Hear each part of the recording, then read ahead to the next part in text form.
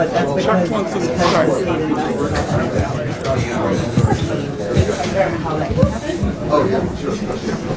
we're going to go ahead and get started. The leader is on his way and feels very strongly about this topic and thought we ought to get going. Last weekend, I had 5 town hall meetings in parts of eastern Oregon. And these were communities where Donald Trump got almost 70% of the vote. And so in these deeply rural areas, there was a lot of talk about health care.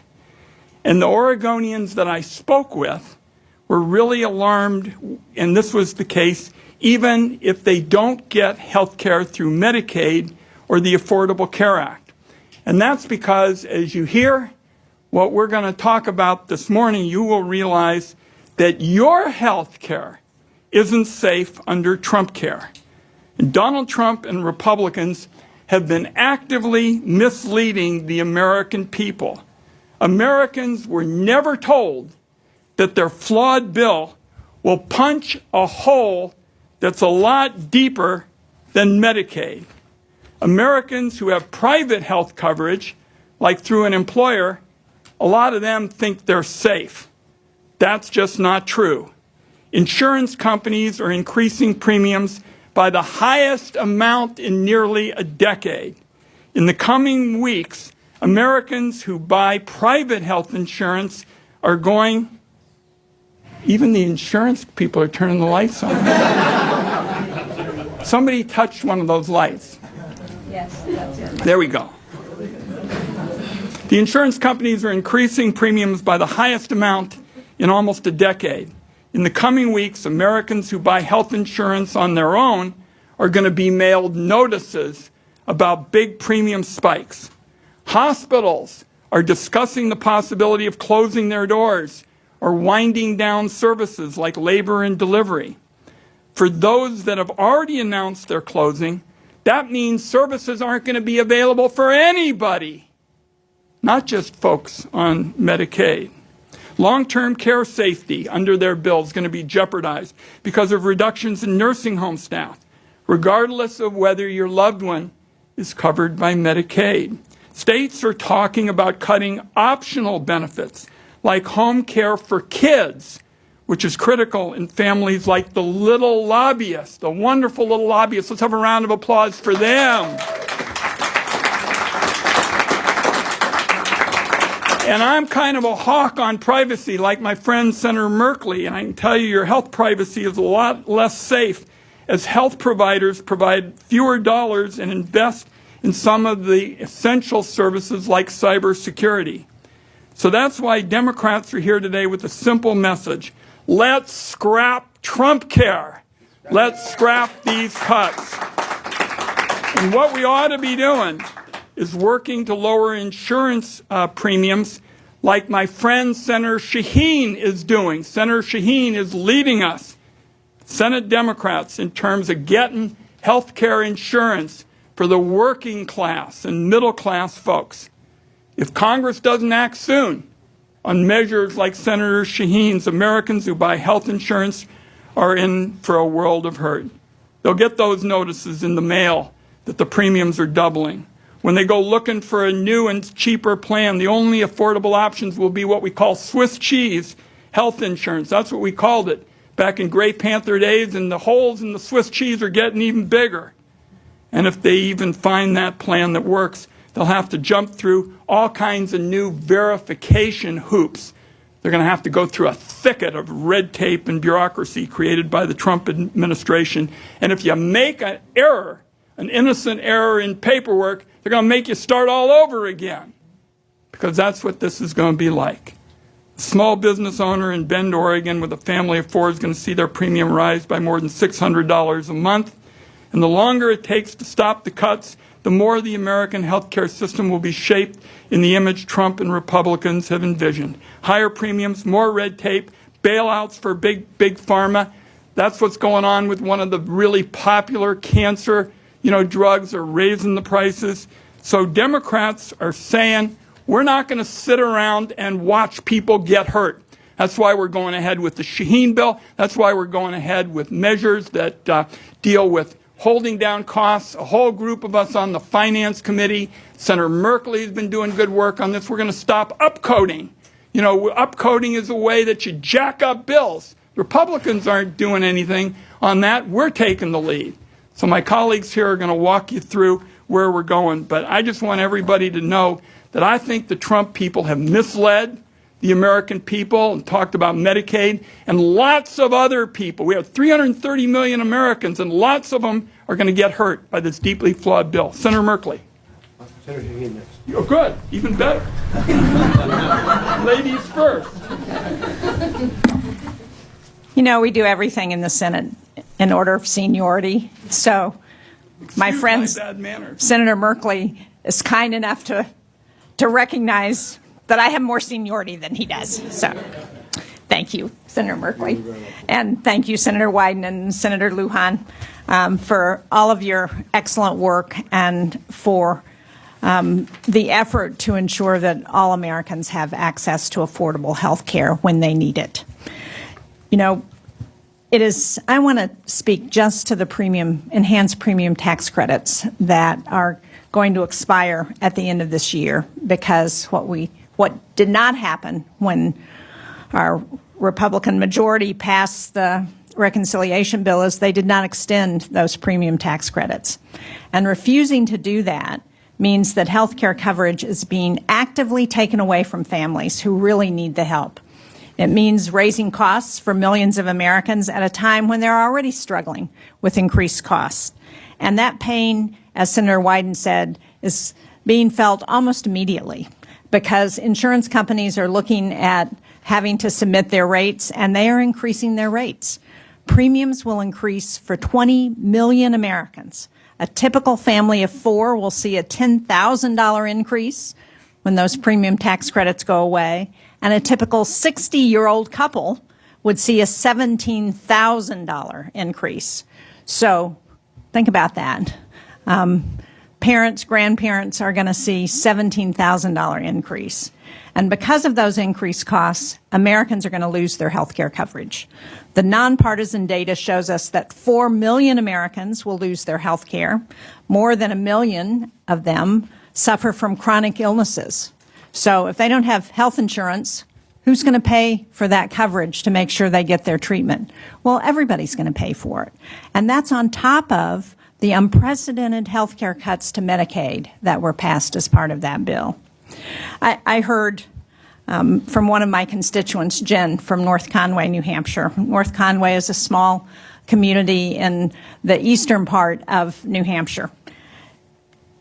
Her story, I think, shows just how important these tax credits are, because Jen was diagnosed with leukemia. She started getting chemotherapy to treat it, and she was able to, because of the Family Medical Leave Act, she was able to take time off from her job for 3 months. But then, because FMLA ended, she lost her job. And when she lost her job, she lost her health care coverage. Her husband had to act as her caregiver, but then he had to go back to work, and his employer didn't provide health insurance. But the way Jen was able to continue her chemotherapy was because she and her husband were able to afford health insurance under the Affordable Care Act because of those premium tax credits. They lowered Jen's premiums by $700 a month, and they allowed her to continue her chemo treatments. And look, when the reconciliation bill was debated and we saw the tax breaks for the wealthiest and the big corporations,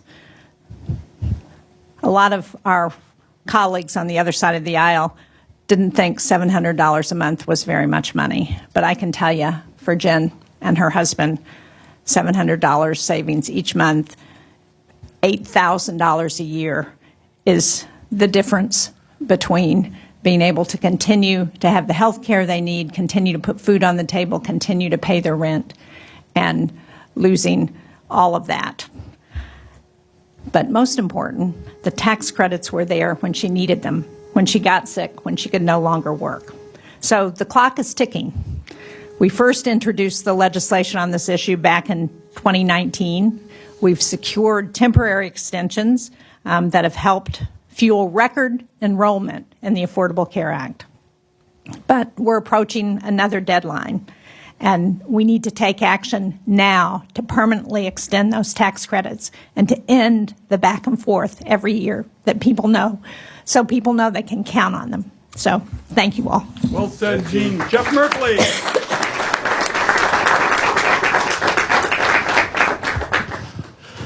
Back when I came to the Senate in 2009, we had a President Obama, and a Senate that said, hey, let's really work towards the vision of everyone in America having the opportunity to have affordable, quality health care. And in April of 2009, Frank Luntz put out a memo, and he was a strategist, and he says, whatever Democrats are doing, let's call it a government takeover. Whatever they do, we'll call it a government takeover, because we've done focus groups, and that scares people. Well, I quickly saw how scared people were as I started doing the town halls following Senator Wyden's example of a town hall in every county in Oregon every year. And people were terrified. They were showing up in extraordinary numbers and so angry. Why would you take over our health care? And I'd say, and they'd say, why don't you listen to us? I'd say, okay, I'll listen to everybody in the room. And I'd say, I'll recite some of the provisions of Obamacare, and you can tell me step forward, step backwards. Cover pre-existing condition, 80% of the room, rural Oregon, angry people. Oh, no, that piece we like. And your children being on your policy to age 26. Oh, 80% of the room. Oh, yeah, we like that. And I went through different provisions, but two of the provisions that were engaged here was, one, tax credits to help middle-class families buy health care. Oh, yeah, universally. We really like that. And expanding Medicaid in order to cover the gap between our less affluent families that currently have Medicaid and middle-class families who will be able to buy health care on the exchange. No, that's great. And a side benefit, a lot more revenue flowing into our rural clinics and our rural hospitals. So 2009, a blue trifecta says, let's fill in the gaps and make sure that everyone in America has opportunity to have health insurance so that when they need medical care, they'll be able to get it. Now let's turn the clock from 2009 to 2025. And we have a red trifecta. And what is their message? Let's tear down health care so millions of American families will suffer. 2009 blue message, let's fill in the gaps so everyone has health care when they need it. 2025 Republican message, let's tear it down and let families suffer. That's the extraordinary distinction. And that's why we are here at this moment to say we need to reverse what my colleague just called Trump care, what was done in the big, ugly betrayal of a bill where it tore down the ability to provide those premium tax credits under Obamacare, when it proceeded to put in danger Medicaid across the country by changing how states could provide matching funds to keep Medicaid going. What does this mean when a family loses health care? It means, well, they often have to choose between paying their rent or buying their groceries or paying their health insurance, going broke. They have a medical condition and they don't have health insurance. Now they're in big, big trouble. We're the only developed country in the world in which people routinely declare bankruptcy because of medical conditions, even with what we have succeeded in doing since 2009. But this big, ugly betrayal of a bill took us the opposite direction. What else happens? Rural health care suffers. We saw last year in Baker City, Oregon, a maternity care ward shut down. People are going to have to drive 70 miles, and in winter that highway is often shut down in order to deliver a baby. How scary is that? Pretty damn scary. And that was with expanded Medicaid. What happens if that's not there? What happens when you lose Medicaid coverage for 15 million Americans? Well, I can tell you what the experts are saying. They're saying 300 rural hospitals and clinics will be at risk of either shutting down or greatly curtailing their resources. That's the authority, the Shep's report, a real authority on rural health care. So this is wrong. It does so much damage to the quality of life of so many people. I hate the fact that we will hear stories about people who didn't go when they had a condition And 6 months later, that small lump turned into ravaging breast cancer, or so many other possibilities when you don't get care early and effectively. So that's why we're here to say, hell no. Hell no to the big, ugly betrayal of Americans. Let's restore the cuts that were torn down, that were established, the savaging American health care in that bill, and let's apply those enhanced premiums to keep health care affordable for middle-class Americans. The numbers for Oregon, for people buying health care on the exchange, it will be a 68% increase in their premium, about $1,300 a year on average. That's a deal breaker for many families. Let's not let that deal breaker happen. Thank you.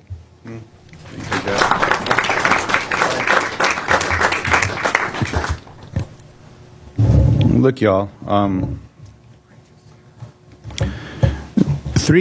little more than 3 years ago, I survived a stroke.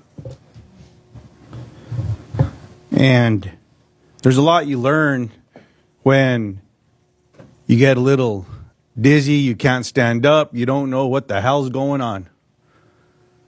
Unfortunately, my sister happened to be next door at my mom's house and got me to a hospital quickly. Because it turns out when you have a stroke, time's not on your side. If they don't treat you right away, you might not get better like I got better, like I was blessed to heal. And what Republicans did in ripping away health care with this vote a couple weeks ago is they're jeopardizing more and more loved ones across America, not just those that might suffer a stroke, but other challenges that they may have where time's not on your side. Where instead of going to a rural health clinic that might be 30 miles away, you might think 30 miles.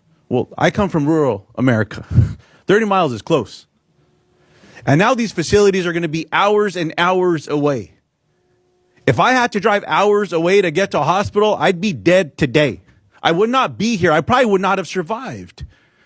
So why are my Republicans colleagues saying to the American people, oh no, don't you worry, you can trust us, we're not going to rip your Medicaid away?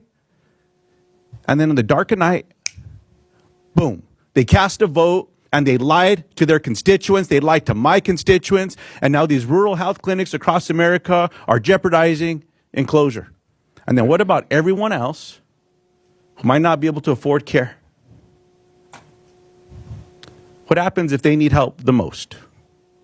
And there's other families across America that do everything they can to take care of their loved ones when they can. Stay home. Stay with mom.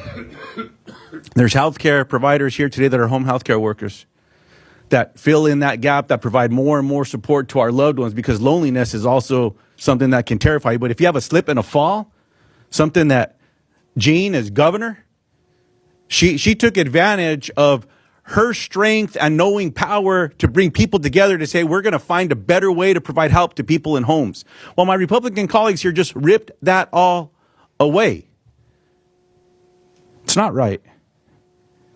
So I simply want to say thank you to my colleagues around us, to Leader Schumer, to Ron Wyden, and all others that see a path forward to restore these important programs, because it really is a difference between life and death. 60 years ago, some of our colleagues got together and said, you know, we can do something better in America. We can make sure that if someone gets sick, that they might be able to take advantage of some care, or be able to go see a doctor through the idea of this program called Medicare and Medicaid. And it grew and it grew, and it provided more certainty and support to our loved ones. And in one vote that was successful, my Republican colleagues just tore it away.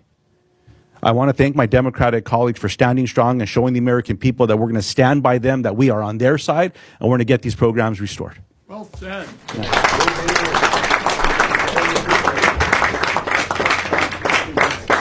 Ben Ray is strong. Anyway, it's great to be here, and I want to thank Senator Wyden for helping lead this event, Senators Shaheen and Merkley and Lujan, who've said great words. And also, if you've been an advocate working hard to make sure that people know exactly what's happened, raise your hands.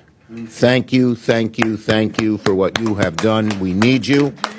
And we're going to have we need you all of August to pound away at this issue and let people know how bad it is. The more people know about it, the more they hate the big, ugly betrayal.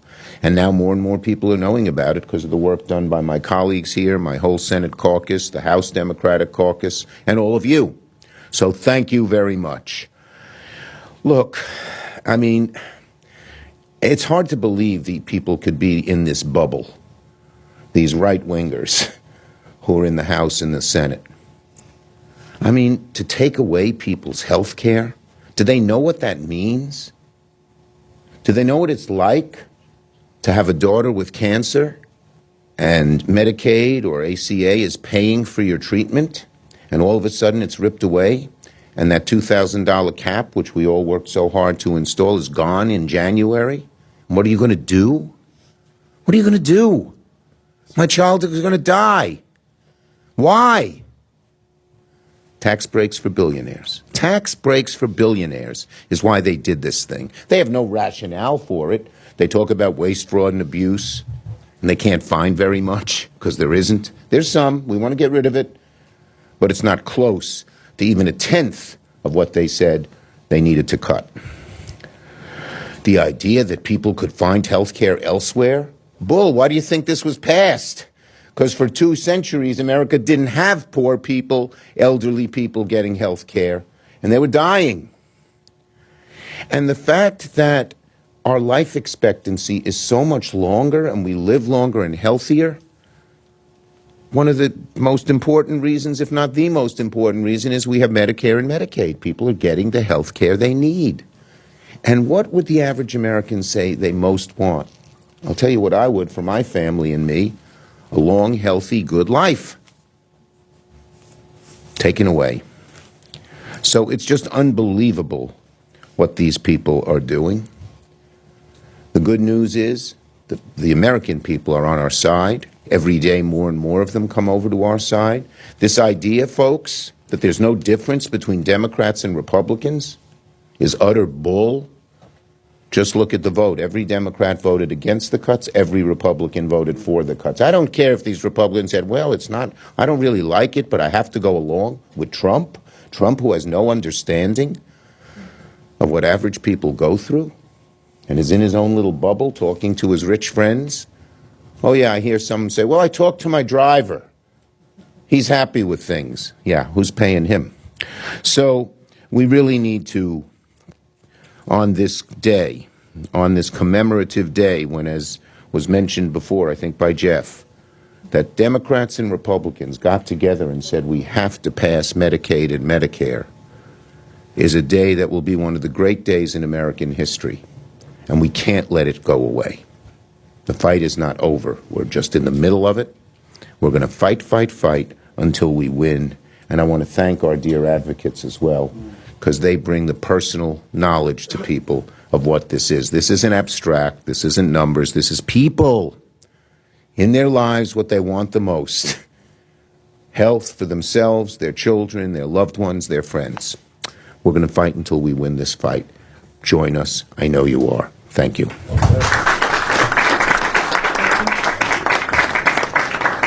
We'll stick around and take a few questions, but the leader's juggling a little bit, and we're going to hear now from the little lobbyists, and then we'll take questions.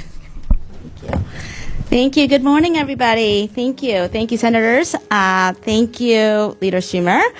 And thank you to our partners, Caring Across Generations. Thank you to the friends watching on the live stream. Hello. I am Elena Hung. I am the Executive Director and co-founder of Little Lobbyists, which is a national family-led organization advocating for children with complex medical needs and disabilities. I am better known to some of you as Xiomara's mom.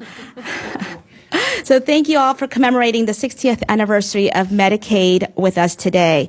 Medicaid is a life-saving program for millions across the country, including our Little Lobbyist children. And now I am honored to introduce a Little Lobbyist family. Chelsea Anders lives in Pennsylvania with her husband and 2 children. In 2023, Chelsea and her family made the very scary decision to leave their roots and community behind in Texas and relocate to Pennsylvania, where they knew no one And the reason they did it, it was simple, to be able to access Medicaid and get the best for their daughter, Olivia. Chelsea? So as you can, she's queen waving to everybody, just so y'all know. This is Olivia. She is quite the little firecracker. She just graduated from the 4th grade at Starkweather Elementary in Westchester, Pennsylvania, and she is whip smart. She's super opinionated. She loves to socialize. She's like having a ball right now.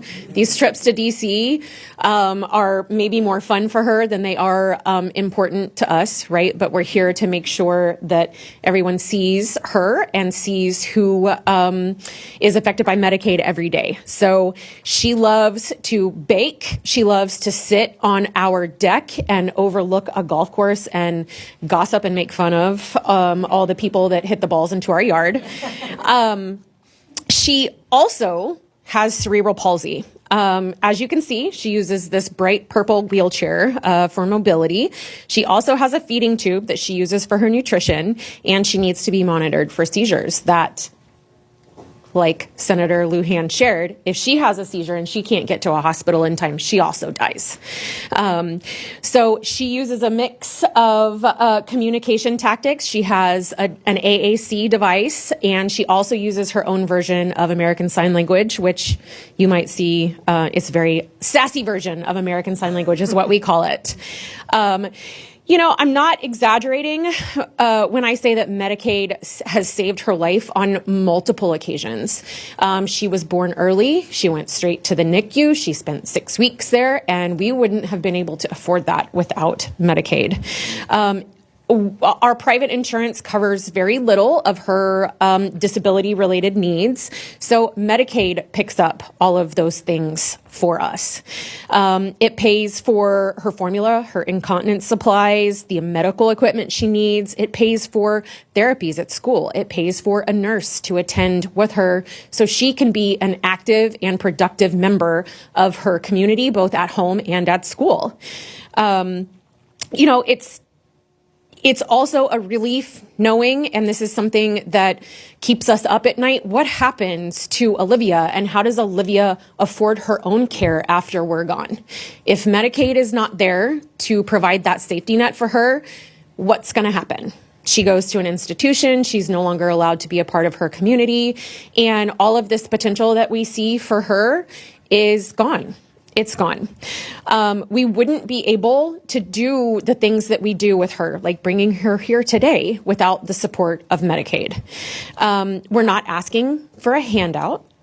We are not participating in anything that we don't feel like Olivia should have the right to. We're just asking for a hand up, right? We're asking for everyone to support a program that equalizes our family's opportunities and Olivia's opportunities in the future. I will say that I did not participate in anything like this before having a child with disabilities. While it's great fun and it's really important, I love being able to show Olivia to the world in a way that proves her value, proves her worth, allows you to know her in a way that encourages you to go out and pass policies and bills and legislation that support her future. So we are not wanting to go back to the situation we had in Texas where no expanded Medicaid. She was on a 15-year wait list for a Medicaid waiver. We moved to Pennsylvania. We are experiencing wonderful opportunities. She's able to go to a gen ed classroom. She is able to participate in extracurricular activities, right? She has a future potentially at the collegiate level on the East Coast, right? Because we are in a state that will provide that opportunity for her. So we're here today to represent little lobbyists, but really we're here today just as the Anders family. We're just here today as Olivia and her mom, asking our government to make sure that they protect her future by canceling these cuts and protecting Medicaid. Bravo for little lobbyists. And if there was ever a question of who was mom and who was daughter, look at the DNA right here. We now, for our last speaker, the wonderful folks with Caring for Generations, right? Come on up. Thank you, Senator. Hello, everyone. My name is Nicole Jorwick, and I am the Chief Program Officer at Caring Across Generations. We are working to build a movement for the care systems that families like the Anders families need. And we showed that just recently, along with our partners at Little Lobbyists and so many partners, during the 60-hour vigil that we held with our partners, honoring the 60 years of Medicaid and fighting back against these cuts. The energy to fight back continued over the weekend, where we had tens of thousands of people come together for Families First rallies to say, enough is enough. At Families First events in D.C. and in over 225 cities, towns, and hamlets across the country, thousands of families came out for one purpose: putting our families first. And that means canceling the cuts to Medicaid and the ACA. Those who attended, who spelled out Familia on the beach in San Francisco, who rode in a Medicaid motorcade across the state of Indiana, and gathered in the National Mall, believe that no matter what, every family deserves to be cared for. Every child deserves health coverage. Every grandparent deserves to have the assistance that they need when they need it. And every disabled person deserves the opportunities to reach their full potential, including you, Olivia. And every caregiver deserves to see a doctor when they're sick. This is something that I know personally as a family caregiver. My brother Chris is 36 and has autism and receives Medicaid for his home and community-based services, something that Medicare does not. He calls it his lifeboat. The introduction of this bill gives me hope that we can save that lifeboat for Chris, for Olivia, and for the other 80 million people who rely on Medicaid. Thank you to Senator Schumer, Senator Wyden, Senator Shaheen, and Senator Merkley, and Senator Lujan for giving us a reason to be hopeful as you introduce a bill that shows that our voices matter. And I should note that this is a real repeal bill, unlike some of the others that we've seen. Yes.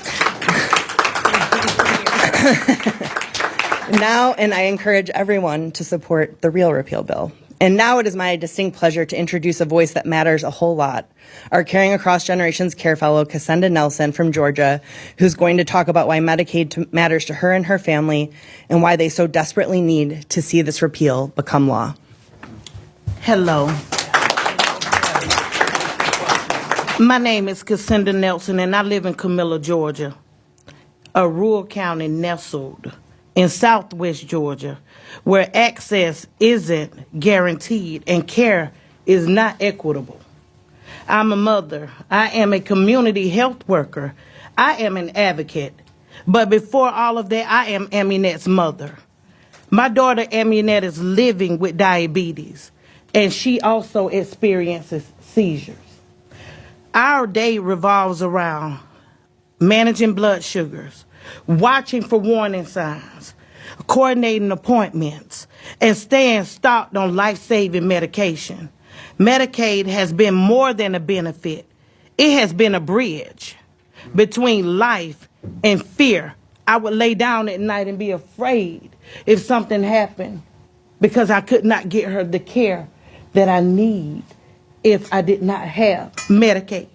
When people talk about Medicaid cuts, I hear silence behind the statistics. But in southwest Georgia, we see the impact face to face. We see elders on dialysis skipping meals to pay light bills. We see children with chronic conditions waiting months for specialists.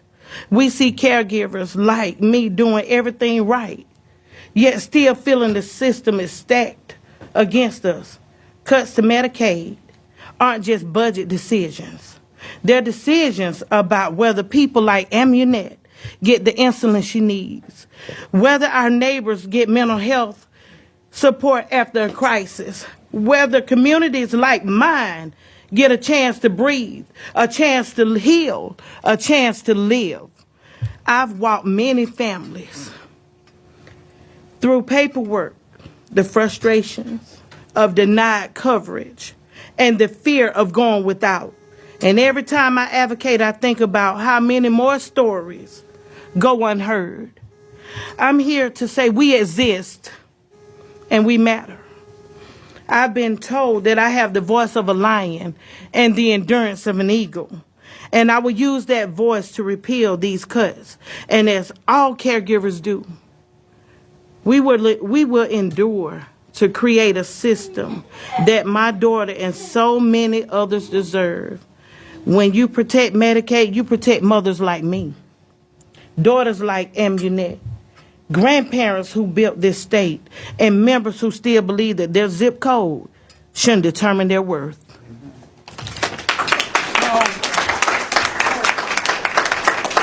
This is one tough act to follow, and we've got just a couple of minutes because we've got some votes going on, and I just want to make one last point, and then we'll take some questions. And let's give Senator Shaheen a big round of applause. She's leading the fight. Fair enough. One last point, and we'll take some questions, and my colleague and I will both be available for a couple. The clock is running out. It says 11:45 out there, but for purposes of our business, open enrollment starts in November. That's just a few months. It's a couple of barbecues in the summer, and then it's November. And Americans are going to be in for sticker shock when they go to review their health insurance without the ideas that you heard my colleagues talking about. So this is not some abstract thing that my good friend from the Finance Committee, he's a little bit down there towards the end, but he always asks the best questions. We didn't make this up. These notices are going out in November, folks, not 2 years from now. So the stakes are really high. Feel free to give me a softball question. I guess that's one of the perks of seniority, anything hard to my buddy, but we're going to have to go up and vote here in a minute. Are there any questions? Laura? Thanks. I just want to ask about the ACA credits. It could be a real fight with Republicans. There are Republicans who don't want to extend the credits, or they're talking about it's too expensive or it goes to too high income levels. So what's the strategy to force them to the table, and should it be part of the government funding? Laura, we have always said we'll work with anybody who wants to do the right thing for people. As you know, I wrote a book about it. You know, it's like chutzpah, grit and determination. Here is the state of play as of this morning. I am the ranking Democrat in the Finance Committee where the two of us serve, and there has been no evidence to date as of right now that Senate Republican leadership is interested in a serious bipartisan health care discussion. I have not heard from any of the senior Republican leadership, but we want to help people. That's what the congressman and I are always in the business of trying to do. So when I emphasize that, but the state of play as of today, with a couple of days before apparently there's going to be a work period, there is no evidence from the senior Republican leadership that they want to do anything bipartisan. And I just told you this is not going to be just Medicaid folks. People across this country of all ages are going to feel like they've been hit by a healthcare wrecking ball. So we want to get results. One last question, then we're going to have to zip. Okay, everybody. We're running out. If you got to grab the congressman and I, but we got to go vote. Thank you so much. Particularly, thanks to the little lobbyists. Thanks to the wonderful folks who are caring for generations. It sounds like my great Grey Panther group when I was coming up. God bless you all. Thanks, everybody. Can I get a picture of you, Shane? Can I get a picture of you, too? I'm going to put your buddy in charge of the federal government. I think so. I think so. She did fantastic. Where's John George? Hopeful George. Hopeful. Is that the name of it? Yes. Hopeful. Look me up. Thank you, Senator.